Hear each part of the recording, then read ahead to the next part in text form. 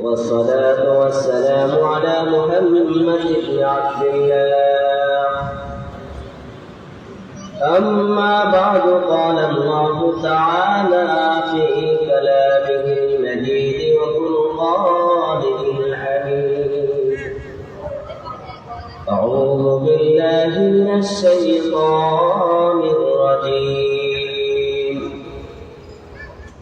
بسم الله الرحمن الرحيم.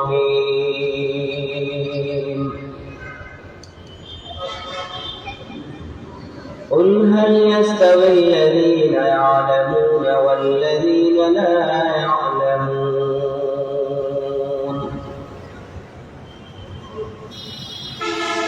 قال النبي صلى الله عليه وسلم: أفضل العبادة تلاوة القرآن.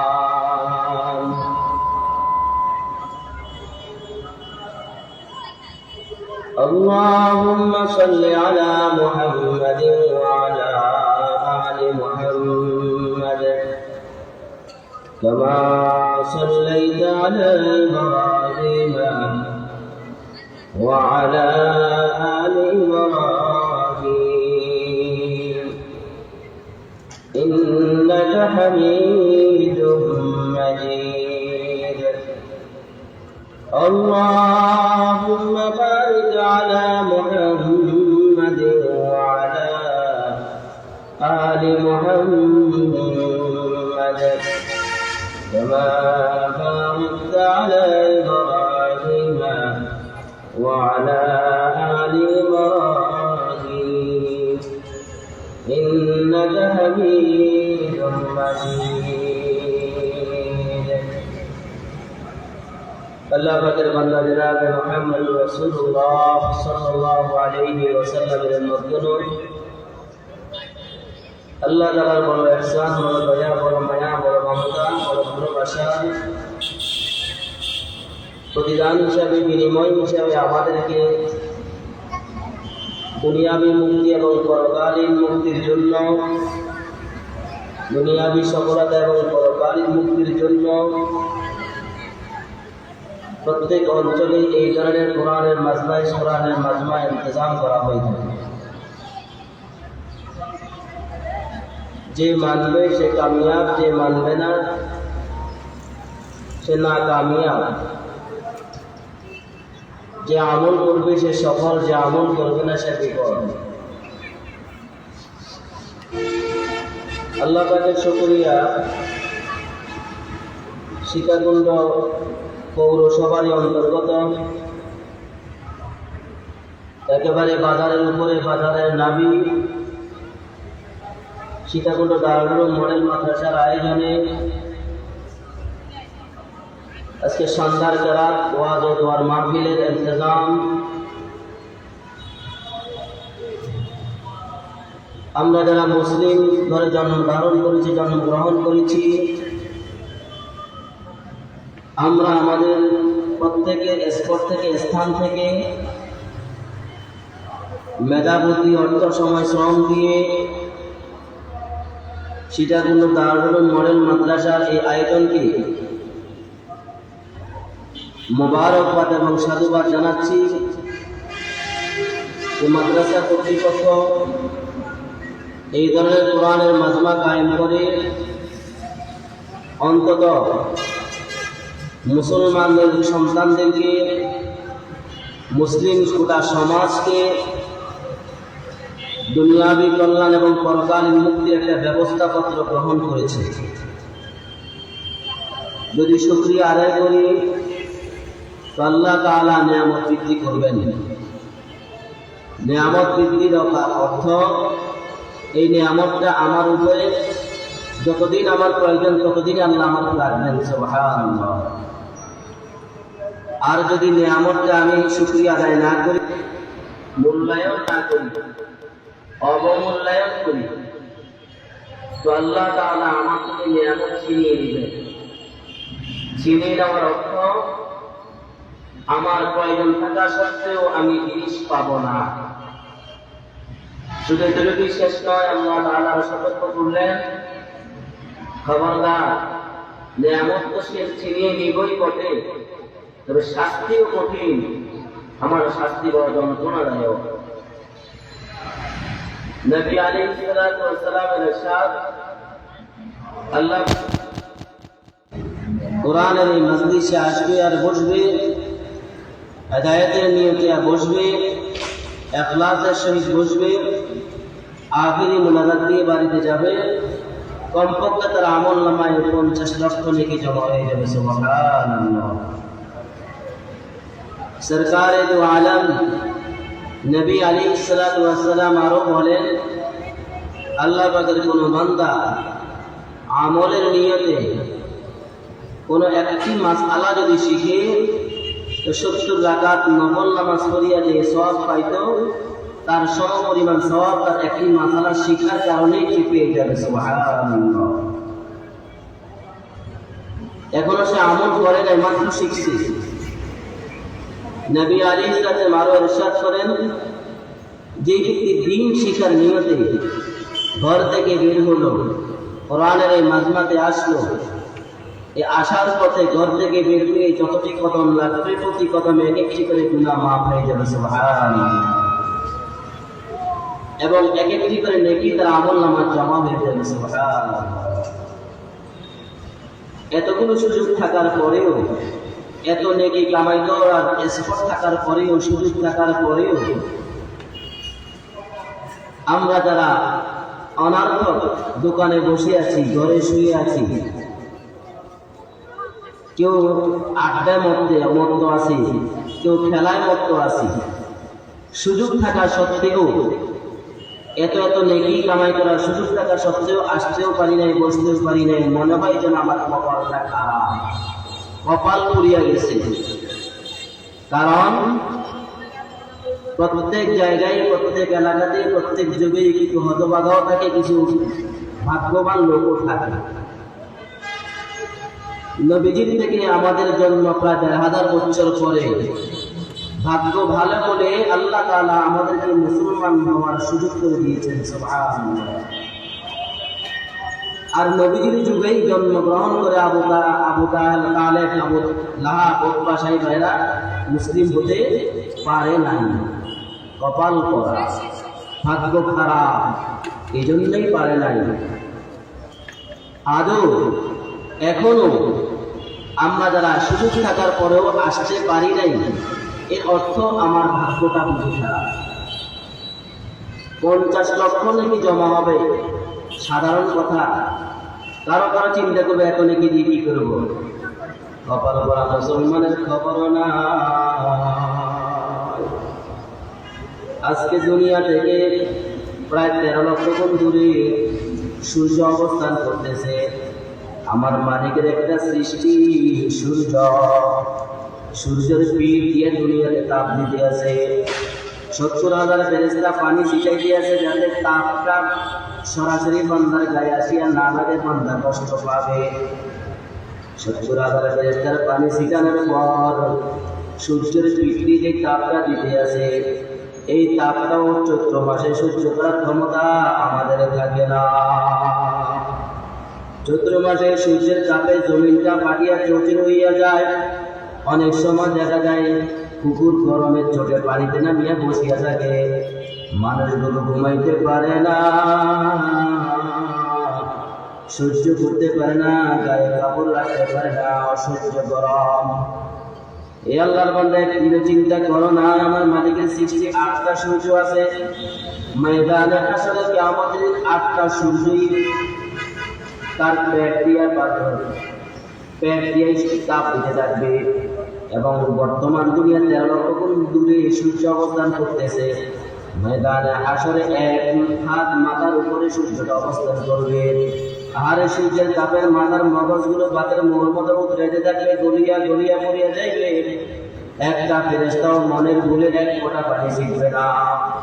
এইরকম কঠিন মুসিবতের সময় আমার মালিক যে কত দয়াবান, আমার মালিক যে কত মায়ার মালিক, এটা বোঝাবার জন্য কোন কোন বান্দাকে আমার মালিক বলবে, এ বান্দা তোর নেক এবং বদ আমি ভাবতে দেখলাম, নেকের পাল্লা এবং বদির পাল্লা সমানে সমান হইয়া গেছে। এখন তোকে আমি জান্নাত দেব, যদি একটি নেকি আর সংগ্রহ করে আনি দিতে পারো, তোমার নেকের পাল্লা ভারী হবে, তুমি জান্নাতে যাওয়ার সুযোগ পাইবা। বান্দা এই ঘোষণা পাইয়া মাঠে দৌড়ে যেতে যেতে তার আত্মীয় স্বজন ছেড়ে ভাই মা বাবাকে বুঝতে চাইবে। দৌড়াতে দৌড়াতে মায়ের সাথে দেখা হইয়া যাবে। মাকে বলবে, মা তুমি আমার কেমন মা, দুনিয়াতে তুমি কষ্ট সহ্য করছে, আমাকে কষ্টে থাকতে দাও নাই গো মা। দুনিয়াতে তুমি আরাম করো নাই, আমি সংসারের আরামের জন্য গো মা। পৌষ মাসের কনকনে শীতের সময় আমি তোমার জাদুর বিছনা যেন প্রস্তাব করিয়া দিছিলাম না। তুমি কতক্ষণ করে ঘুম ভাঙিয়ে আমার খাতাটা পাল্টাই দিছ। এইভাবে করতে করতে রাত্র শেষ হয় না, অনেক বড় রাত্র। শেষ রাতের দিকে আসিয়া গেছে, তোমার খাতাও শেষ হইয়া গেছে। আমি তোমার জাদু আবার প্রস্তাব করিয়া দিয়েছি। মা তুমি তোমার মনে আছেনি, তখন তুমি তোমার শরীরের কাপড়টা দিয়ে আমার খাতাটা পাল্টাইয়া আমাকে বিছাইয়া দিছ। আবার কিছুক্ষণ পরে প্রস্তাব করিয়া দিছি। এবার মা তুমি ভিজা কাপড়টা তোমার শরীর নিয়ে শুকনা কাপড়টা দিয়ে আমাকে শুকনা আরামে রাখছ। আবার কিছুক্ষণ পরে যখন আমি প্রস্তাব করিয়া দিছি, মা এখন তো আর তোমার কাপড় নাই, তুমি আমাকে বুকে জড়াইয়া আমার সন্তান যদি কষ্ট না পায়। ও মা এত কষ্ট করি আমাকে লালন করছিল গো মা, আজকে তোমার এই সন্তান একটা নেকির জন্য জান্নাতে যাইতে পারে না। মা তুমি এত কষ্ট করি আমাকে লালন পালন করছিল গো মা, আজকে তোমার কাছে অনুরোধ করতেছি গো মা, ওই একটা নেকি যদি আমাকে দাও, আমি মাওলার জান্নাতে যাইতে পারবো। কিয়ামতের ময়দানে বিভীষিকাময় পরিস্থিতির কারণে মা তার সন্তানের পরিচয় দিবে না, বাবা তার সন্তানের পরিচয় দিবে না। মা বলবে, কি তুমি আমার সন্তান প্রতিকা জমা তো বিয়েই হয় না। يوم يفر المرء من أخيه وأمه وأبيه وصاحبته وبنيه। এই কপাল করা মুসলমান বুঝো নাই। আরে দারুণ মডেল মাত্র তোমাদের কি নিয়ামতের ব্যবস্থা করছে, কপাল বুঝি পুড়িয়া গেছে, কপাল বুঝি আর চোরা লাগবে না। এই মাহফিলের সংসদ হইয়া বহু দূর দূর থেকে লোক আসিয়া হাজির গেছে। আরে কাছের লোক থাকিয়া আসে, সে সুযোগ থাকা সত্ত্বেও কাছের লোক এখনো আসতে পারে নাই, কপাল বুঝি পুড়িয়া গেছে। এ আল্লাহর বান্দা কপাল পোড়া দেখো কেমন কপাল পোড়া। বাইতুল্লাহতে গেলে দেখা যায় কত ধরনের কপাল পোড়া শেখানো আছে। আল্লাহু আকবার, মাইলকে মাইল দূর থেকে হাঁটিয়া হাঁটিয়া আসে একটা বাইতুল্লাহতে আসিয়া নামাজ আদায় করে, কারণ 1 রাকাত নামাজের সওয়াব সেখানে 1 লক্ষ গুণ দেওয়া হয়। আর রাষ্ট্রীয় আইন আছে, নামাজ না পড়লে, নামাজ না পড়ে দোকান খোলা থাকলে শাস্তি হবে, অ্যারেস্ট হবে। বাইতুল্লাহর সামনে মক্কা টাওয়ার, কপাল করা পুলিশের ভয়ে দোকানে শাখাটা লাগাইয়া ভিতরে অবস্থান করে। এরপরে এত সুযোগ টাকার পরে কপাল করা বাইতুল্লাহতে গিয়ে নামাজ পড়তে পারে না। এর কারণটা কপাল পুড়িয়া গেছে। এ আল্লাহর বড় তোমাদের হাতে ধরি, পায়ে ধরি, যাদের কোনো জরুরত নাই, ইচ্ছা আছে, সুযোগ আছে, দয়া মায়া করিয়া কোরআনের মাদ্রাসে আসো আসো। এই নেকি কামাই করার সুযোগ চলিয়া যায়, কালকে ইচ্ছা করলো নেকি কামাই করতে পারবা না। আল্লাহ আমাদের সবাইকে তুমি কবুল করিয়া দাও। আল্লাহ তুমি আমাদের সবাইকে মাফ করিয়া দাও। ইয়া আল্লাহর বান্দা, আল্লাহ পাক রব্বুল আলামিন কোরআন কারীমের সাথে কুল ইয়াস্তাগিল্লাযীনা ইয়ালামুনা ওয়াল্লাযীনা লা ইয়ালামুন।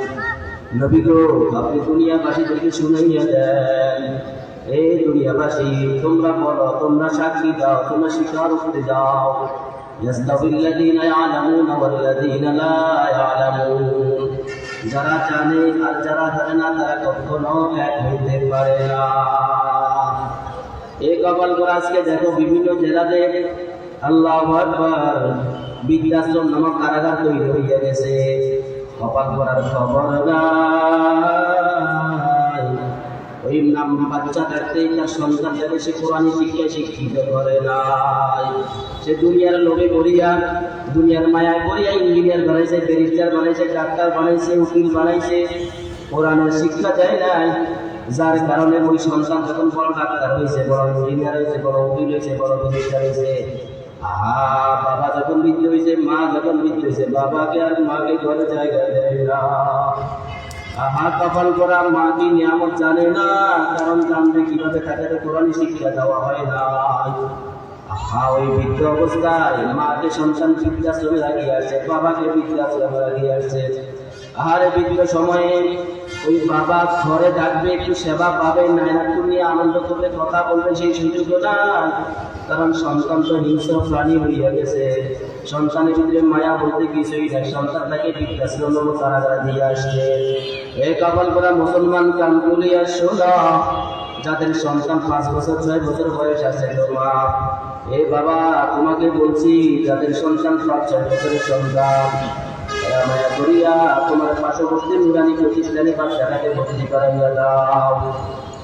1 2 3 কমাস কম 3টা ক্লাস যদি সে 3 পর্যন্ত যদি কোরআন শরীফ সহি করিয়া শিখতে পারবে, এরপরে মা তোমার যদি ইচ্ছা হয় তুমি সরকারি প্রতিষ্ঠানে নিয়ে যাইও, এবার তোমার যদি ইচ্ছা হয় তুমি ডাক্তার বানাইও, উকিল বানাইও, ওই 3টি শ্রেণী পর্যন্ত পড়াইয়া 60টা হাদিস যখন সে মুখস্থ করছে, ওখানে সে একটা হাদিস শিখিয়ে ফেলছে, বাবা মার সন্তুষ্টই মালিকের সন্তুষ্টি, মায়ের পায়ে দিছেই সন্তানের জান্নাত। এই হাদিস যখন শিখছে, ওই সন্তান বৃদ্ধ হওয়ার পরে মাকে আর বাবাকে খেদমতি করবে, জান্নাতে যাওয়ার আশায় বৃদ্ধাশ্রমে রাখবে না। তোমার কপাল বুঝি করিয়া গেছে, তুমি জানো না, তুমি খেয়াল করো না। তুমি খেয়াল না করার কারণে, সন্তানকে কোরআন শিক্ষা না দেওয়ার কারণে ওই সন্তান তোমার গলায় ছুরি লাগায়। তুমি কি পেপার দেখো না, পত্রিকা দেখো না, টিভি দেখো না? আরে ওইসির মধ্যে একটা মেয়ে তার বাবা এবং মা দুইজনকেই জবাই করিয়া দিছে। একটা মেয়ে হইয়া বাবা মা দুইজনকে যখন হারাইয়া ফেলছে, তার পৃথিবীতে আপন বলতে কে আছে? এরকমটা হওয়ার একমাত্র কারণ তার ভিতরে কোরআনই বুনিয়াদি শিক্ষা নাই। তুমি তো বুঝো না, তোমার কপাল তুমি খাইছ, তোমার তো খবর নাই। এই সীতাকুণ্ডের বাজার কমিটির সদস্য আমি চিনি। আল্লাহু আকবার। আমি দেখছি আজ থেকে 10 বছর আগে মা তার বাসায় গেছে, টাইলস করা বাসা করছে, 5-7 না 5 ভবন বানাইছে। মা পান খাইছে, পানের পিসকি করছে, চাইছে ডাক করিয়ে নিতে, মাকে লাথি মারছে। একমাত্র কারণ সন্তানকে কোরআন শিক্ষা দেয় না। এই মা বাবা তোমার হাতে ধরি পায়ে ধরি তোমাকে বোঝানোর চেষ্টা করি, বুঝবা কি বুঝবা না তুমি জানো, মানবা কি মানবা না তুমি জানো। যাদের সন্তান ছোট আছে মায়া করে সন্তানকে নুরানি করাও। যাদের সন্তান বড় হইয়া গেছে সন্তানকে কোনো তাবলীগে পাঠাইয়া দাও, কোনো হক্কানি আলেমের সাথে যোগাযোগ করাইয়া দাও। কারণ কি সৎসঙ্গ স্বর্গবাস, অসৎসঙ্গ সর্বনাশ। আল্লাহ পাক রব্বুল আলামিন কোরআনে শিক্ষা ঘোষণা করছেন, ইয়া আইয়ুহাল্লাযীনা আমানু তাকুল্লাহ কুনু মা'আস-সাদিকিন। এই আল্লাহর বান্দা চিন্তা করে দেখো, তুমি যখন পাকের ঘরে যাবা, চুলার কাছে যাবা, তোমার মনে না চাইলে চুলার আগুনের তাপটা তোমার গায়ে আসিয়া লাগবে। তুমি চাচ্ছ না, এরপরও লাগবে। কারণ কি? আগুনের কাজ হলো তাপ দেওয়া, গরম দেওয়ার জন্য তোমাকে গরম দিতে আছে। আবার জিনিসটা যখন করবা, তোমার ইচ্ছা না থাকলেও সেখানে দেখো তোমার গায়ে ঠান্ডা লাগবে। এর কারণটা কি? তোমার ইচ্ছা নাই আগে, এরপর ফ্রিজের কাজ ঠান্ডা দেওয়া তোমাকে ঠান্ডা দিতেছে। ঠিক তদ্রুপ তোমার ইচ্ছা না থাকলেও যখন তুমি আল্লাহ আলেম ওলামার সাথে উঠা বসা করবা, তোমার ইচ্ছা না থাকলেও আলেম ওলামার তাপটা তোমার ঘরে তোমার কাছে আসিয়া লাগবে। আলেম ওলামাকে দেখার কারণে তোমার দিলটা নরম হবে, চোখে পানি আসবে। এ আল্লাহর বান্দা, দুনিয়াতে প্রত্যেকটা জিনিস ভেজাল আছে। মাছ কিনতে যাও ভেজাল আছে, গোস্ত কিনতে যাও ভেজাল আছে, চাউল কিনতে যাও ভেজাল আছে, দুধ কিনতে যাও ভেজাল আছে। ঠিক বাবা, আমার মতো দাড়িওয়ালা, টুপিওয়ালা, পাঞ্জাবিওয়ালা, ওখানেও ভেজাল আছে, থাকাটাই স্বাভাবিক। কেউ যদি চিন্তা করো কেন ভেজাল থাকবে না, দোস্ত দুনিয়াতে পৃথিবীতে এমন কোনো জিনিস নাই যেটাতে ভেজাল নাই, সুতরাং এটা তো ভেজাল থাকবে, এটাই স্বাভাবিক। ভেজাল না থাকাটা অস্বাভাবিক, থাকাটাই স্বাভাবিক। এই আল্লাহর বান্দা তোমার করণীয় কি? এখন ভেজাল মুক্তটাকে তুমি যেমন মাছ কিনতে গেলে ভালোটা কেনার চেষ্টা করো, ফুল কিনতে গেলে ভালোটা কেনার চেষ্টা করো, চাউল কিনতে গেলে ভালোটা কেনার চেষ্টা করো, ঠিক তোমাকে করে তোমার আলেম ওলামা ভালোটা খুঁজিয়া বাইর করিয়ার চেষ্টা করা লাগবে। এখন বুঝবা কিভাবে? এটা বোঝার জন্য ইউনিভার্সিটি পড়া লাগে না বাবা, কোনো কলেজ ইউনিভার্সিটিতে যাওয়া লাগে না। তোমার আকল খরচ করতে বুঝবা যে আলেমের কথা শুনিয়া বেশিরভাগ মানুষ দিন নরম হয়, চোখে পানি আসে, মুখে দাঁড়িয়ে উঠে, মাথায় টুপি আসে, সুন্নতি পোশাক গায়ে দেয়, হালাল হারাম চিনে, ওই লোকটাই আল্লাহওয়ালা। যার কথা শোনার পরে মানুষ জায়গায় বসিয়া হা করিয়া হাসে, মনে হয় যেন টিকা, মনে হয় যেন আনন্দ উৎসবে করছে, মনে হয় যেন ওখানে পিকনিকে বসছে। বোঝা গেছে এটা আল্লাহওয়ালা না। জ্ঞান থাকতে পারে এটা এক জিনিস, আল্লাহওয়ালা এটা আরেক জিনিস, ভিন্ন জিনিস। আল্লাহওয়ালা চিনার জন্য যাওয়া লাগবে, পূজা লাগবে। এই আল্লাহর বান্দা মাছ কিন্তু ঘরে বসিয়া খরিদ করা যায় না, চাউল কিন্তু ঘরে বসিয়া খরিদ করা যায় না। যেখানে চাউল বিক্রি হয় ওখান থেকে হয় মোবাইল করে আনা লাগে অথবা নিজে যাই আনা লাগে। ঠিক আল্লাহওয়ালা কোথা লাগবে, কোথায় খুঁজবা? তোমার মসজিদে গিয়ে খোঁজো, যদি তৃপ্তি হয় তো হয়েছে, না বলে আরেকটু বড় জায়গায় যাও, ওখানে যদি না হয় আরেক থানায় যাও, ওখানে যদি না যায় তোমার জেলা শহরে যাও, এই মাদ্রাসায় যাও, ওখানে না পালে আরেক মাদ্রাসায় যাও, ওখানে না পালে আরেক মাদ্রাসা যাও। এরকম খুঁজতে যাবো, খুঁজতে কিন্তু তোমাকে মালিক পরিচয় করাইয়া দিবে। তুমি খুঁজবাই না, পাবা কই থেকে? আল্লাহ বলে তুমি দেখো না, গ্রাম্য একটা সালিশ করার জন্য একজন, দুইজন, তিনজন লোক তালাশ করে, 4-5 জন লোক তালাশ করে, কোন লোকটা বসলে সুন্দর করে বিচার করতে পারে, লোকটা খুশি বাইর করে। আল্লাহ বান্দা তুমি একটা বিচার পাওয়ার জন্য, একটা সালিশ পাওয়ার জন্য যদি ভালো লোক খুঁজতে পারো, পূজা লাগে। কোর্ট বিল্ডিং গেলে কোন উকিল ধরলে সে লোক করতে পারবে ভালো, সিনিয়র কোনটা, জুনিয়র কোনটা, তার কথা রস কোনটা, এগুলা খুঁজিয়া উকিল নিয়োগ দাও। ঠিক আল্লাহর বান্দা তুমি দিন শিখবা, ইমান শিখবা, তুমি আল্লাহওয়ালা তালাশ করবা না, ঘরে শুয়ে শুয়ে বসবা, পাইবা না। তোমাকে একটা জায়গা যাওয়া দিতেছি দোস্ত, আগামী 2, 3, 4 জানুয়ারি চট্টগ্রাম পর্যটন একটা মাহফিল, অন্তত কমপক্ষে 50 জন আলেম সেখানে জমা হবে, বাংলাদেশের পাশাপাশি আলেম। যদি সুযোগ হয় যাও, 3 দিন সুযোগ এলে 3 দিন যাও, না একদিন যাও, যাইয়া দেখো ওখানে কোন আলেম তোমার পছন্দনীয় হয়, কোন আলেমের তোমার কথা ভালো লাগে, তার কথা শুনে তোমার দিলে নরম হয়, চোখে পানি আসে, ওই আলেমকে খুঁজিয়া আলেমের কথা মতো চলার চেষ্টা করো। এই জন্য পূজার জন্য ঘর থেকে বাইরে বেরোতে যাওয়া লাগবে, চেষ্টা করা লাগবে। দোস্ত বুঝাইতে চাইলাম, এই সন্তানকে যদি বুনিয়াদিভাবে কোরআন শিক্ষা দিতে না পারো, কপালটা বুঝি করছে, বৃদ্ধাশ্রম নামক কারাগারে বৃদ্ধ বয়সে যাওয়া লাগবে। লক্ষ্য করিয়া দেখো, টিভি পত্রিকায় খবর নাও, একটা বৃদ্ধাশ্রম একজন হাফেজে কোরআনের মার বাবাকে খুঁজে পাইবা না, আলেমে দ্বীনের বাবা মাকে পাইবা না। অথচ হিসাব মতে তাদের বাবা মা বৃদ্ধাশ্রমে যাওয়ার কথা, তারা অল্প বেতনে চাকরি করে না, এটা হয় নাই। কারণ তুমি হাফেজে কোরআন জানে, ওই আলেমে দ্বীন জানে বাবা কি জিনিস, বাবা কি নেওয়া। আর টাকার কোনো অভাব নাই, একজন ডাক্তার, একজন ব্যারিস্টার, উকিল, টাকার কোনো অভাব নাই, বাড়ি গাড়ি কয়েকটা আছে, আল্লাহু আকবার। এরপরেও তার বাবা মা বৃদ্ধাশ্রমে, তার কারণটা সে কোরআনই শিক্ষা পায় নাই। ওলামায়ে কেরাম তো তোমাদেরকে বোঝায়, দুনিয়ার মজায় পড়িয়া গেছ, দুনিয়ার মজায় করার কারণে বুঝো না। আহা, দুনিয়াটাও আখিরাত কামাই করার জায়গা, আর দুনিয়া মাজরাতুল আখিরাহ। দুনিয়া হচ্ছে পরকাল কামাই করার ক্ষেত, ফসল স্বরূপ। কেমনে কামাই করবা? এ আল্লাহর বান্দা, দুনিয়ার একটা গাছ লাগাইতে, একটা ফসল ফলাইতে, আরেকজন কৃষকের সাথে মশওয়ারা করা, পরামর্শ করা, কথা বলো, দিন শিখার জন্য কারো না কারো কাছ থেকে তোমার আলাপ করা লাগবে, কথা বলা লাগবে, যাওয়া লাগবে, জাস্টিফাই করা লাগবে। এই আল্লাহর বান্দা বোঝানোর চেষ্টা করে ওলামায়ে কেরাম, যে বুঝে তার কপাল ভালো, যে বুঝে না তার কপাল করা, যে শুনে সে, যে আমল করে সে কামিয়াব, যে আমল করে না সে ব্যর্থ। এই জন্য সর্বশেষ আমার এই সংক্ষিপ্ত আলোচনার সর্বশেষ বোঝানোর জন্য চেষ্টা করতেছি, নিজের সন্তান থাকলে নিজের সন্তান, অন্য নিজের সন্তান থাকলে নাতি, বাতিজা, বাগিনা, বাড়িওয়ালা, যেই বাচ্চা হোক তাকে বুঝাইয়া শুনাইয়া কমাস কম নুরানিটা পড়াইয়া দাও। এরপরে বুঝা নুরানি শেষ করে তুমি ইঞ্জিনিয়ার হও, ডাক্তার হও, পরিষ্কার হও, গ্যারান্টি দিতে পারি এই সন্তান তোমাকে বৃদ্ধ বয়সে কারাগারে পাঠাবে না।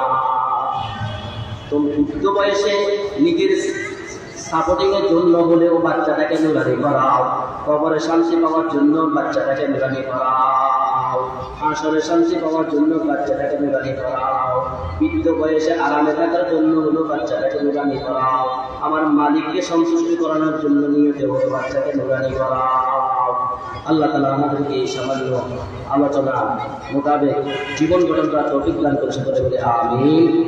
মাগরিবের সময় হচ্ছে, ইনশাআল্লাহ ওলামায়ে কেরাম আসে গেছেন, মাগরিবের পরে ধারাবাহিক আলোচনা চলবে। আমাদের যাতে কোনো জরুরি কোনো সমস্যা নাই, আমরা এখানে বসবো 2-4 ঘন্টা, লক্ষ লক্ষ নেকি কামাই করার একটা সুযোগ, এই একটা সুযোগ চাচ্ছে, এটা কালকে পাবেন না, পরশু পাবেন না। সকলেই মাদ্রাসার জন্য দোয়া করা দরকার, এত বড় একটা নিয়ামত আমাদের জন্য ব্যবস্থা করছে। আল্লাহ যেন এই মাদ্রাসার পরিচালক সহ সকল আসাদে কেরামকে ইমানের ভিতরে আমাদের মধ্যে হায়াতের মধ্যে পারা আমিন।